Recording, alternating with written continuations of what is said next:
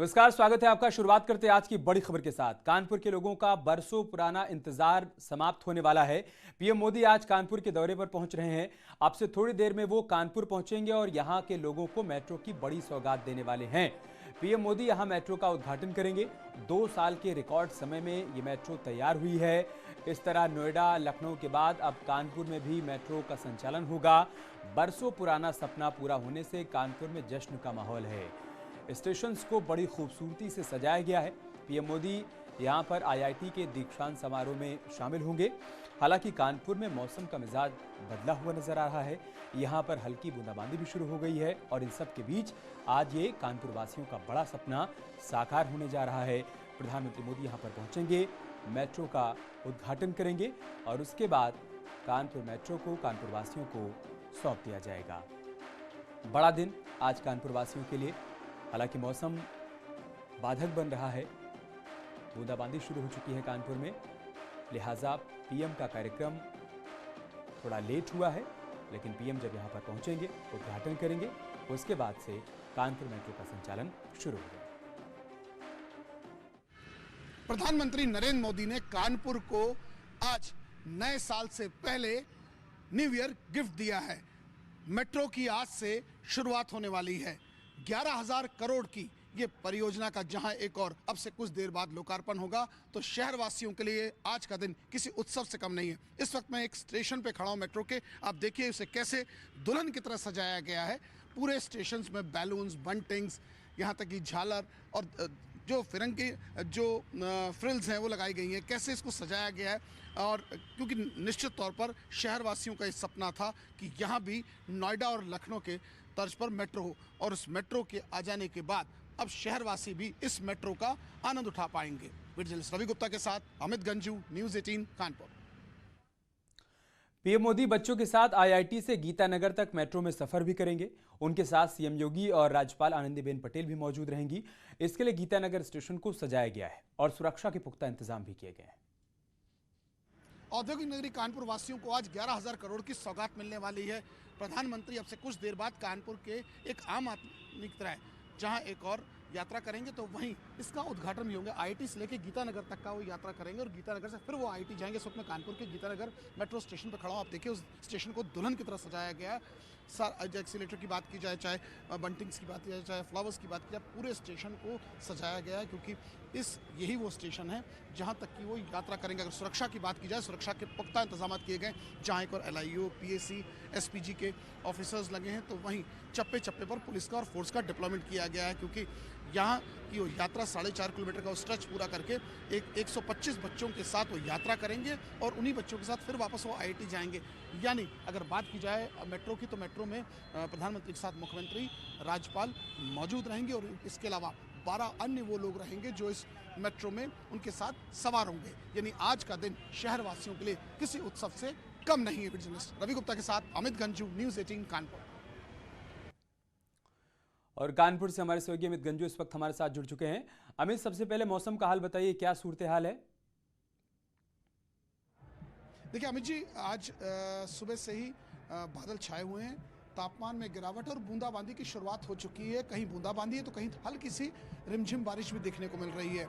इस वक्त मैं साकेत नगर के उस विशाल मैदान में हूं। मैं अपने कैमरामैन से कहूंगा पहले तो ये दिखाने की कोशिश करें कि ये कितना बड़ा पूरा एक मंच बना है, कितना बड़ा ये सभा स्थल है। इसको पूरी तरीके से कवर्ड रखा है। ये वाटरप्रूफ पूरा बनाया गया है, ताकि जो लोग यहाँ बैठे या जो प्रधानमंत्री को सुनने आए उन्हें किसी प्रकार की असुविधा ना हो। हालांकि अभी क्राउड थोड़ा कम है, क्योंकि टाइम 12:30 के आसपास का है, तो इसलिए थोड़ा अभी टाइम ड्यूरेशन लगेगा। लेकिन धीरे धीरे जो सेगमेंट्स बनाए गए हैं, segment A, segment B, segment C, ये segment D, segment E, segment F, ऐसे जेड तक के पूरे सेगमेंट बनाए हैं। जिनको जैसे 34 नंबर का अगर हम सामने क्लोज करके दिखाना चाहेंगे, ये 34 नंबर का कोड है कि वो लोग जो गैलरीज के अंदर आए जिसमें सीटिंग अरेंजमेंट्स है, तो 34, 35, 36 ऐसे इन्होंने 40 का सीटिंग लगाया है। सामने आप देखिए एलईडीज लगाई गई हैं। ऐसी 27 एलईडीज लगाई हैं जिनके माध्यम से लोग यहाँ का जो वर्चुअल देख सकेंगे कि कैसे मेट्रो का उद्घाटन हो रहा है, कैसे प्रधानमंत्री लोगों को संबोधित करें।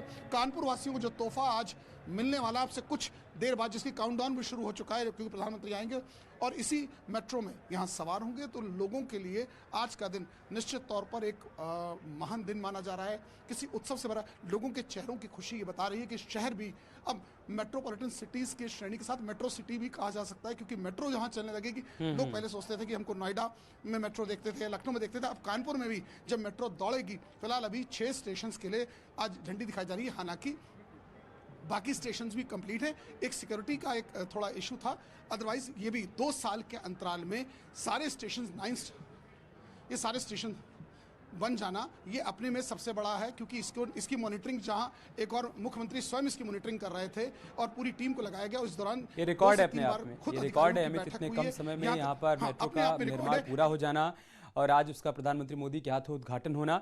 अभी बताइए कि 10:30 बजे पीएम को यहाँ पर पहुंचना था, आईआईटी कानपुर में दीक्षांत समारोह में शामिल होंगे। क्या उस कार्यक्रम में भी थोड़ा बहुत बदलाव हुआ है?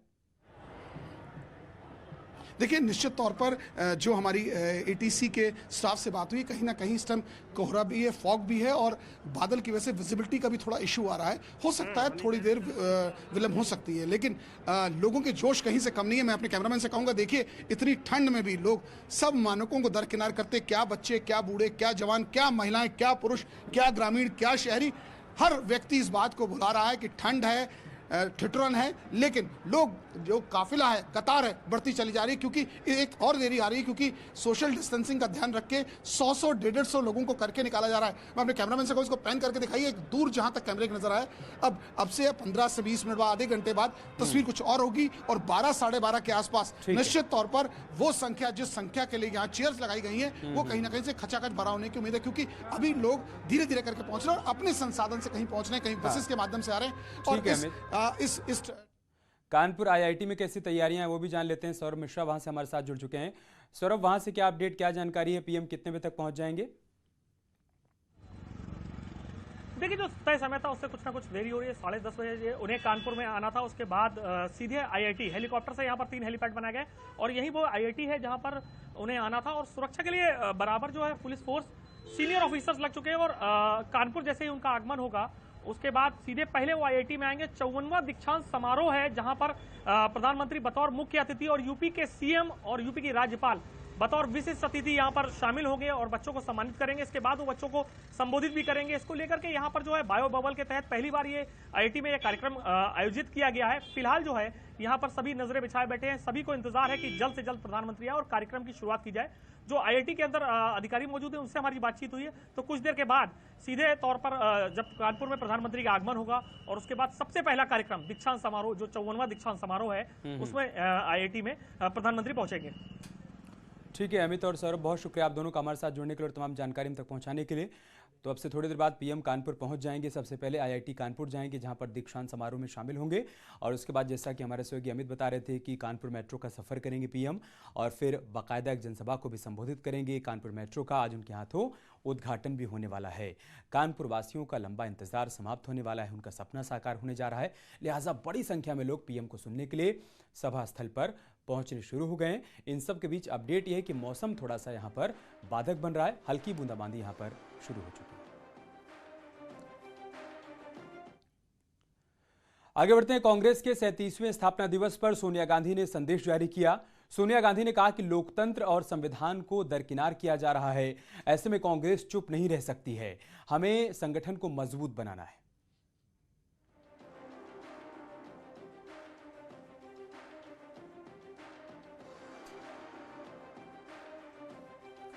तो सोनिया गांधी का संदेश कार्यकर्ताओं के लिए, 137वां स्थापना दिवस है कांग्रेस का, ऐसे में सोनिया गांधी ने आह्वान किया है कार्यकर्ताओं से कि देश में पार्टी और संगठन को मजबूत बनाना है, क्योंकि संविधान और लोकतंत्र को बचाने के लिए ये बहुत ज़रूरी है। तो कांग्रेस पार्टी के 137वें स्थापना दिवस के मौके पर एक अजीब वाकया भी हो गया। पार्टी के अंतरिम अध्यक्ष सोनिया गांधी इस मौके पर ध्वजारोहण कर रही थीं कि अचानक पार्टी का झंडा गिरकर उनके हाथ में आ गया। ये तस्वीर हम आपको दिखा रहे हैं कांग्रेस पार्टी ऑफिस की, जहां पर सोनिया गांधी ध्वजारोहण कर रही थी और इसी दौरान आप देखिए पार्टी का झंडा उनके हाथों में गिरकर आ गया। आज 137वां स्थापना दिवस है, इस मौके पर सोनिया गांधी ने यहां पर ध्वजारोहण किया और साथ ही साथ पार्टी कार्यकर्ताओं को संबोधित भी किया, उनके लिए एक संदेश जारी किया। लेकिन इन सब के बीच जो तस्वीर सामने आई है वो हम आपके साथ साझा कर रहे हैं। आप देखिए, जैसे ही यहाँ पर पार्टी का झंडा फहराने की कोशिश कर रही थी सोनिया गांधी, आखिर में झंडा उनके हाथ में आ गया। और अब बात करते हैं केंद्रीय गृह मंत्री अमित शाह के मिशन यूपी की। अमित शाह आज हरदोई, सुल्तानपुर, भदोही और वाराणसी के दौरे पर रहेंगे और पार्टी की जन विश्वास यात्रा में शामिल होंगे। सबसे पहले अमित शाह हरदोई में जन विश्वास यात्रा में शामिल होंगे और जनसभा को संबोधित भी करेंगे। इसके बाद वो सुल्तानपुर और भदोही जाएंगे। भदोही के ज्ञानपुर में अमित शाह जन विश्वास यात्रा में शामिल होंगे और उसके बाद विभूति नारायण राजकीय इंटर कॉलेज में जनसभा को संबोधित भी करेंगे। भदोही के बाद गृह मंत्री वाराणसी जाएंगे। वहां पर बाबा विश्वनाथ के दर्शन करने के बाद काशी में ही रात्रि विश्राम करेंगे।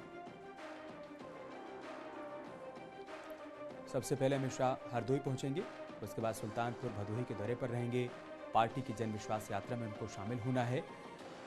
11:55 बजे वो हरदोई पुलिस लाइन पहुंच जाएंगे और 11:05 पर GIC मैदान में पहुंचेंगे। 12:45 पर जनसभा को संबोधित करेंगे। उसके बाद सुल्तानपुर, भदोही के लिए रवाना हो जाएंगे। देर शाम वो वाराणसी पहुंचेंगे, जहां पर बाबा विश्वनाथ के दर्शन भी करेंगे। बीजेपी के राष्ट्रीय अध्यक्ष JP नड्डा आज हापुड़ और बदायूं के दौरे पर रहेंगे। दोनों ही जगहों पर वो बीजेपी की जनविश्वास यात्रा में शामिल होंगे और जनसभा को भी संबोधित करेंगे। सुबह 11:40 पर नड्डा हापुड़ पहुंच जाएंगे। यहां वो इस्लामिया इंटर कॉलेज में जनसभा को संबोधित करने वाले हैं। दोपहर 2:30 बजे JP नड्डा बदायूं में रहेंगे। यहां वो गढ़ इलाके में जनसभा को संबोधित करेंगे।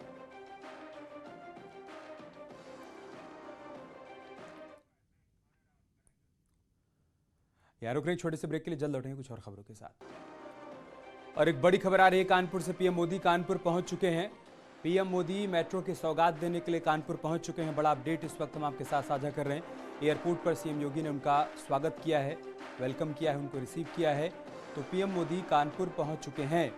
बेहद अहम दौरा उनका कानपुर का, जहां पर वो कानपुर वासियों को मेट्रो की सौगात देने वाले हैं। उनका सपना साकार होने जा रहा है।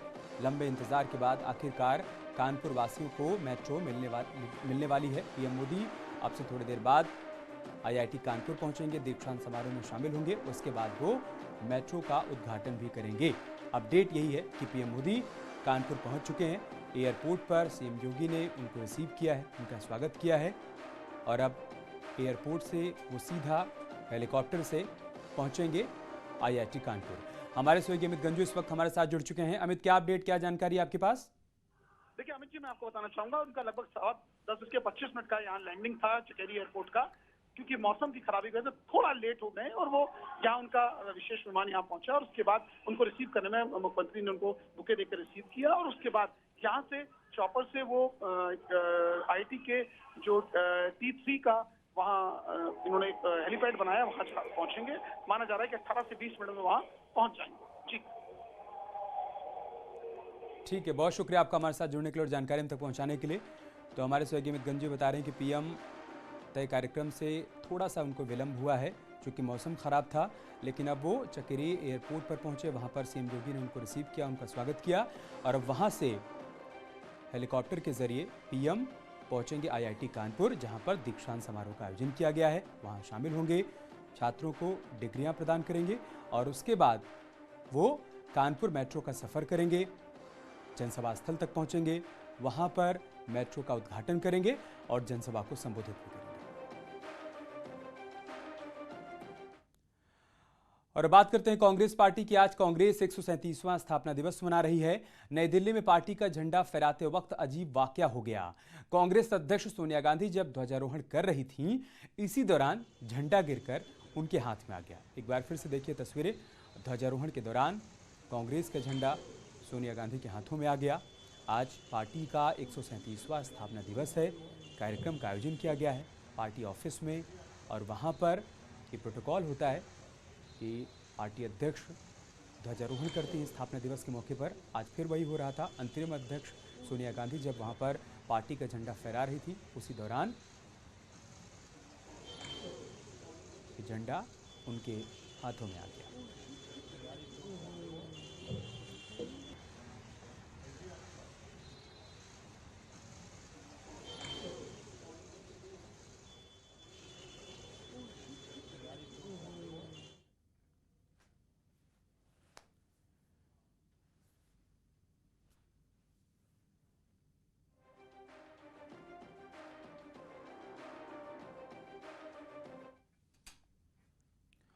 विधानसभा चुनाव को लेकर कांग्रेस भी वोटर्स को रिझाने में जुट गई है। महिला वोट बैंक पर वो खास तौर से फोकस कर रही है और इसी क्रम में कांग्रेस ने राजधानी लखनऊ में मैराथन आयोजन किया है। लड़की हूं लड़ सकती हूं अभियान के तहत इसका आयोजन किया गया है। इसमें हजारों की संख्या में लड़कियां हिस्सा ले रही हैं।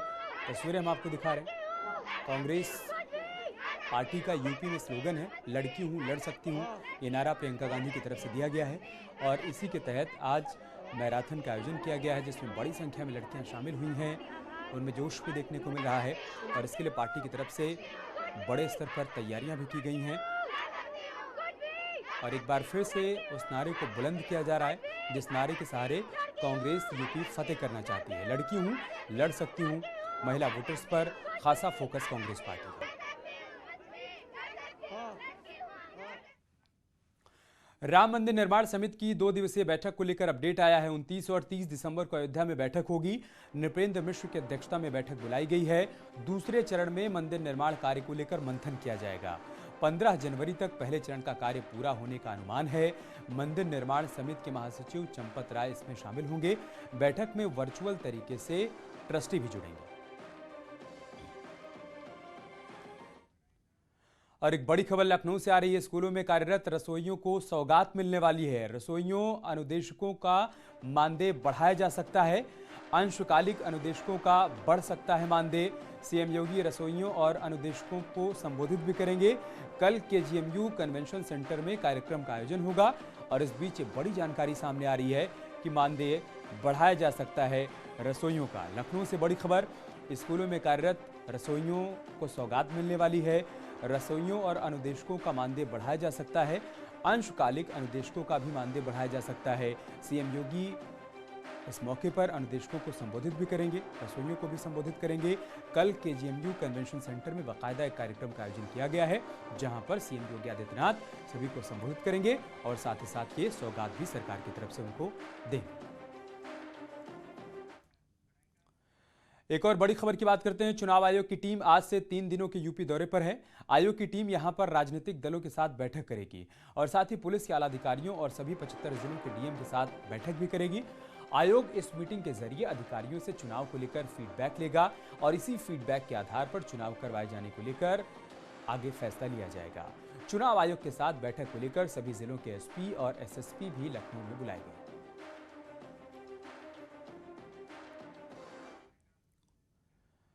नोएडा में पुलिस और बदमाशों के बीच मुठभेड़ हो गई। पुलिस ने 5 बदमाशों को गिरफ्तार किया है।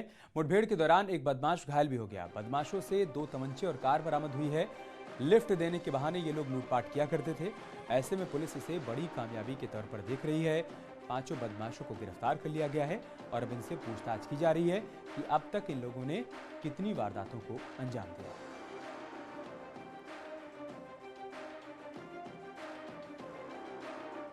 यहाँ पे एक स्विफ्ट डिजायर कार बिना नंबर प्लेट की आती हुई दिखाई, जिसके हमारी टीम ने रोकने का प्रयास किया। ये लोग रुके नहीं। यहाँ इसमें से एक व्यक्ति फायर करता हुआ उसमें से निकल के भागने का प्रयास किया। हमारी टीम ने रिटेलिएट किया जिसमें वो घायल हुआ।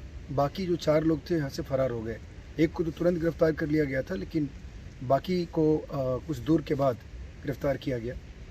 ये बेसिकली 5 लोग हैं और ये गैंग बनाकर कार में बैठ कर के लूटपाट करते हैं। और चलिए एक बार फिर से आपको कांग्रेस दफ्तर से आई तस्वीरें दिखाते हैं। आज कांग्रेस 137वां स्थापना दिवस मना रही है। नई दिल्ली में पार्टी का झंडा फहराते वक्त अजीब वाकया हो गया। कांग्रेस अध्यक्ष सोनिया गांधी जब ध्वजारोहण कर रही थी, इसी दौरान झंडा गिरकर उनके हाथों में आ गया। एक बार फिर से देखिए तस्वीरें, कांग्रेस दफ्तर की तस्वीरें हम आपको दिखा रहे हैं। आज स्थापना दिवस के मौके पर ध्वजारोहण कार्यक्रम था पार्टी ऑफिस में और सोनिया गांधी जब ध्वजारोहण कर रही थी तब आखिर में आप देखिए डोरी खींचते वक्त कांग्रेस पार्टी का झंडा उनके हाथों में आ गया। एक अजीब वाकया आज कांग्रेस पार्टी के दफ्तर में देखने को मिला है। एक तरफ पार्टी 137वां स्थापना दिवस मना रही है, कार्यकर्ताओं में जोश भरने की कोशिश की जा रही है और इन सब के बीच पार्टी दफ्तर में ही पार्टी का झंडा जब फहराया जा रहा था उस दौरान जो कुछ हुआ वो आपके सामने है। आप देखिए सोनिया गांधी जो कि ध्वजारोहण कर रही थी, आखिर में वो झंडा उनके हाथों में आ गया। और चलिए इसके साथ इस बुलेटिन में इतना ही। खबरें जारी हैं, आप बने रहिए हमारे साथ।